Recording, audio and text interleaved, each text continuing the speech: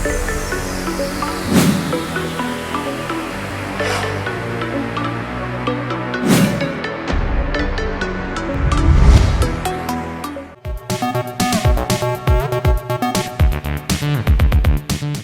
Hello welcome to best of the day. మరి ఈ రోజు మన బెస్ట్ ఆఫ్ ది డేలో కొత్త విశేషాలతో పాటు కొన్ని ఆసక్తికరమైన నిజాలు మరి చరిత్రలో ఈ రోజు జరిగిన ముఖ్య సంఘటనల గురించి తెలుసుకుందాం. మరింత కలిసి లెట్స్ స్టార్ట్ ది ప్రోగ్రామ్.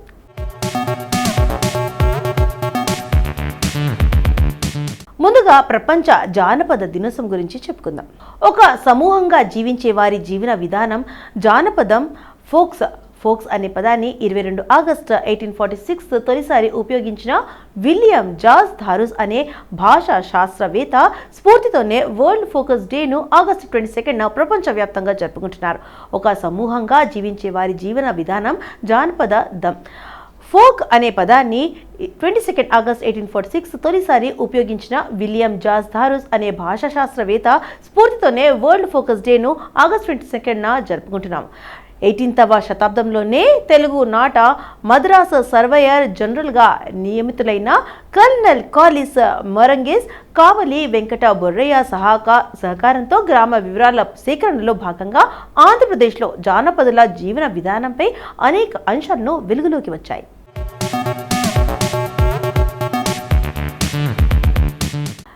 19వ శతాబ్దంలో తెలుగువారి శిష్ట సాహిత్యాన్ని కళారూపాలను వెలుగులోకి తెచ్చిన వ్యక్తి సిపి బ్రాస్. ఆయన జంగమ పాటలు, పల్నాటి వీరచరిత్ర, బొబ్బిలి కథనాలు, జానపద వాణిజ్యం అందించారు. ఆ తర్వాత దక్షిణ భారతదేశంలోనే మొదటిసారిగా విశ్వవిద్యాలయం స్థాయిలో జానపద విజ్ఞాన పరిశోధనకు నాంది పలికిన వారిలో ఆచార్య బిరుదురాజు రామరాజు ప్రథములు. ఆయన 1956లో తెలుగు జానపద గేయ సాహిత్యంపై పరిశోధన చేసి డాక్టరేట్ పట్టాను అందుకున్నారు. తర్వాత కాలంలో ఎస్వి జోగారావు, నేదునూరి రంగనాథం, తూపాటి దోణప్ప, నాయని కృష్ణమూర్తి, ఆర్విఎస్ సుందరం వంటి పరిశోధకులు జానపద విజ్ఞాన వికాసానికి దోహదపడ్డారు. 2000 ఏళ్ల క్రితమే తెలుగు జానపద గీతాలు ప్రసక్తిలో ఉన్నట్లు భాషా శాస్త్రవేత్తలు గుర్తించారు.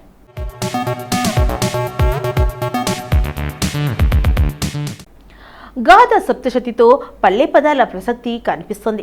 పాల్కురికి సోమనాథుడు తెలుగువారి మొదట జానపద విజ్ఞాన శాస్త్రకారుడుగా పేర్కొనవచ్చు. ఆనాటి అనేక జీవన సంస్కృతులను, కళారూపాలను పాండితారాధ్య చరిత్ర, బసవ పురాణంలో వెల్లడించారు. వీరితో పాటు అనేక మంది కావ్యకర్తలు ఆనాటి జానపద సంస్కృతులను తమ కావ్యాల్లో ప్రస్ఫుటం చేశారు. జానపద కళను, సంస్కృతులను భవిష్యత్ తరాలకు అందించాల్సిన అవసరం ఉందని, జానపద కళారూపాల పరిరక్షణకు ప్రపంచ జానపద దినోత్సవం స్ఫూర్తిగా మారాలి. ప్రపంచంలోని ఏ భాష సారస్వతానికైనా అందులోని జానపద సాహిత్యమే మూలమన్నది పరిశోధకులు మాట. జానపద విజ్ఞానంలో కళలు ప్రధానమైన భాగం. సంగీతం, నృత్యం, అభినయం ఉండే ప్రదర్శన కళల్ని ఈ విభాగంలో చేరుతాయి.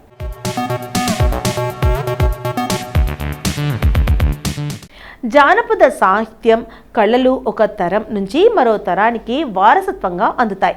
గ్రామీణులు, గిరిజనులు కాయ కష్టంలో ఉల్లాసం పొందడానికి, విజ్ఞానం, వినోదానికి ఆవిర్భవించిన సహజ కళవివి. ఒకనాడు యక్షగానం దక్షిణ భారతంలో దైదీప్యమానంగా వెలుగొందింది. బొమ్మలాట మరో ప్రాచీన కళారూపం. ఇందులో తోలు బొమ్మలు, కొయ్య బొమ్మలు, బుట్ట బొమ్మలు వంటి రకాలున్నాయి. తోలు బొమ్మలాట సుదీర్ఘకాలం వర్ధిల్లింది.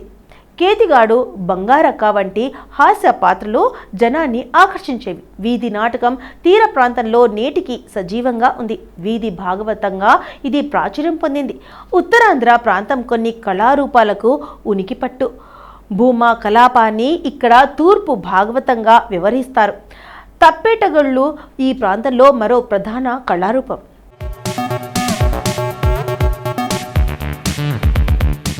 తప్పేట గుండెను గుండెకు కట్టుకొని కాళ్లకు గజ్జెలు చుట్టుకొని ఎక్కువగా కృష్ణ సంబంధమైన పాటలు గుంపుగా పాడతారు. జముకుల పాట గాంధ్రకు ప్రత్యేక. కొంచెం ఆకారంలో ఉండే జముకు అనే వాయిద్యంతో పౌరాణిక గాథల్ని అలపిస్తారు. సంక్రాంతి రోజుల్లో దాసర్లు తంబూరు, అందేలు, చిడతలు ఉపయోగించి బొబ్బిలి యుద్ధం, బాలనాగమ్మ మొదలైన కథల్ని గానం చేస్తారు. దసరా సమయంలో పాటు గ్రామ దేవతల పండుగల్లో పులి వేషాలు పిల్లల్ని పెద్దల్ని విశేషంగా ఆకట్టుకుంటున్నాయి. సంక్రాంతి రోజుల్లో గంగిరెద్దుల వారు పట్టణాల్లో పల్లెల్లో నేటికి సందడి చేస్తుంటారు. గోదావరి జిల్లాలో గరగ నృత్యం ప్రత్యేక కళారూపం. నేతి మీద బొమ్మల్ని పెట్టుకొని నృత్యం చేస్తూ అమ్మవారి గుడి దగ్గరకు చేరుకుంటారు. ఈ కళారూపాన్ని రాయలసీమలో గరిగబుడి అంటారు.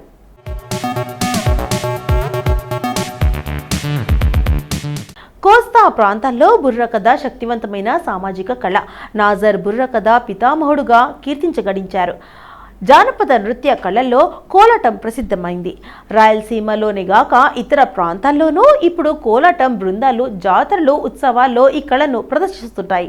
రాయలసీమలో జట్టిజాము, జ్యోతి నృత్యం, ఉరుముల నృత్యం వంటి భిన్నమైన కళారూపాలున్నాయి. తెలంగాణ జానపద కళారూపాలు విలక్షణ తాత్వికతతో సంగీత నృత్య సమాహారంగా విరజిల్లుతున్నాయి. తెలంగాణకు ప్రత్యేకమైనది ఒగ్గు కథ. ఒగ్గు కథను ప్రతిభావంతంగా చెబుతూ ఆ కళకు మంచి గుర్తింపు తెచ్చిన వారు జనగామకు చెందిన చుక్క సత్తయ్య, శారదా కాండ్రు అనే గాయకులు తెలంగాణలోనే కనిపిస్తాయి. వారి వాద్యమైన తంబూరకు శారద అని పేరు. మెదక్, ఆదిలాబాద్ ప్రాంతాల్లో చిరతల రామాయణం కథా గానం చేసేవారు.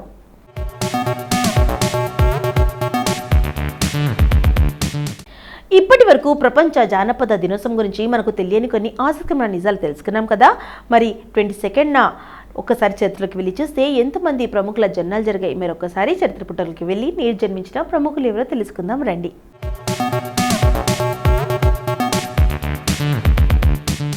టాలీవుడ్లో చిరంజీవి అంటే ఓ శిఖరం. అంచెలంచెలుగా ఎదిగి స్టార్ హీరోగా ఎన్నో కీర్తి ప్రతిష్టలు సంపాదించారు మెగాస్టార్. సీనియర్ హీరో అయినప్పటికీ ప్రస్తుతం యంగ్ హీరోలకు గట్టి పోటీనిస్తూ దూసుకెళ్తున్నారు మెగాస్టార్ చిరంజీవి. సాధారణ కుటుంబం నుండి వచ్చి సినీ రంగంలో తన ముద్ర వేసుకున్నారు. తాను ఎదిగే క్రమంలో వరుస ఫ్లాపులు వచ్చినా కూడా అవేవి పట్టించుకోకుండా తనేంటో నిరూపించుకున్నారు. చిరంజీవి 1955 ఆగస్టు 22న పశ్చిమ గోదావరి జిల్లా ముగుల్తురు కొనిదేళ్ల వెంకట్రావు, అంజనాదేవి దంపతులకు ప్రథమ సంతానంగా జన్మించారు. 1978లో పునరాదిరాళ్ళు సినిమాతో ఇండస్ట్రీలో అడుగుపెట్టాడు చిరు. అప్పటి నుంచి ఇప్పటి వరకు నటుడుగా ఇండస్ట్రీలో కొనసాగుతున్నారు.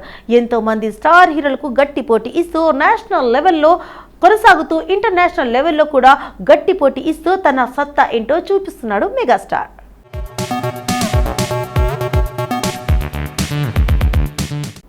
దేవలీనా భట్టాచార్జీ ఒక భారతీయ టెలివిజన్ నటి. అలాగే ఆమె శిక్షణ పొందిన భారతనాట్యం నర్తకి కూడా.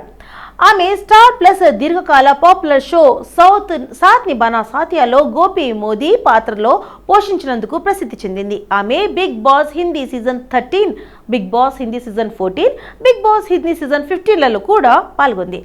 దేవలీనా భట్టాచార్జీ 1985 ఆగస్టు 22న ఆసాంలోని ఆసామీ బెంగాలీ కుటుంబంలో జన్మించింది.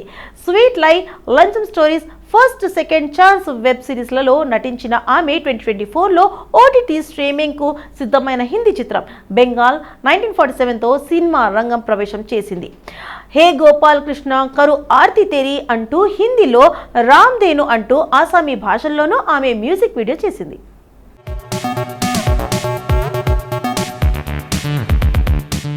అవినాష్ సచ్దేవ్ ఒక భారతీయ నటుడు.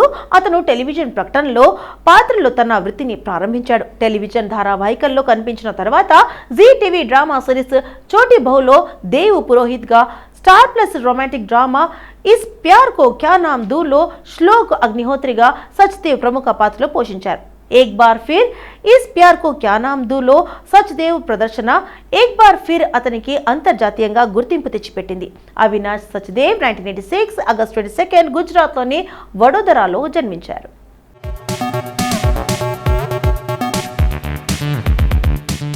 సుధాంశు పాండే ఒక భారతీయ మోడల్, సినిమా, టెలివిజన్ నటుడు, గాయకుడు, రచయిత, నిర్మాత, పార్ట్ టైం కవి.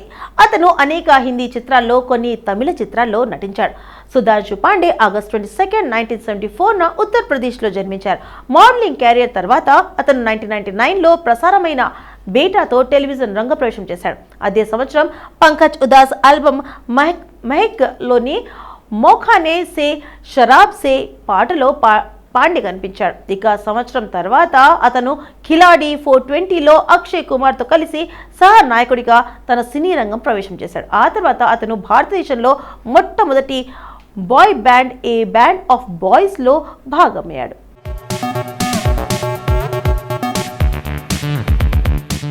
కునాల్ కరణ్ కపూర్ ఒక భారతీయ నటుడు. అతను 2004లో రీమిక్స్తో వరుణ్గా అరంగేట్రం చేశాడు. అతని మొదటి విజయం లెఫ్ట్ రైట్ లెఫ్ట్తో వచ్చింది. అక్కడ అతను క్యాడెట్ యదువంశ్ సాని యూడిగా కనిపించాడు. విజయవంతమైన ప్రదర్శన నా బోలే తుమ్ నా మైనే కుచ్ కహాలో ప్రధాన పాత్రలో అతని పురోగతి వచ్చింది. అతను మోహన్ భట్నాగర్ పాత్రను పోషించినందుకు ప్రశంసలు అందుకున్నాడు. కునాల్ తర్వాతి డోలీ అర్మానోంకి ఓ అప్నా సబ్ ప్రధాన పాత్రలో పోషించాడు. కునాల్ కరణ్ కపూర్ ఆగస్ట్ 22, 1982 ముంబైలో జన్మించారు.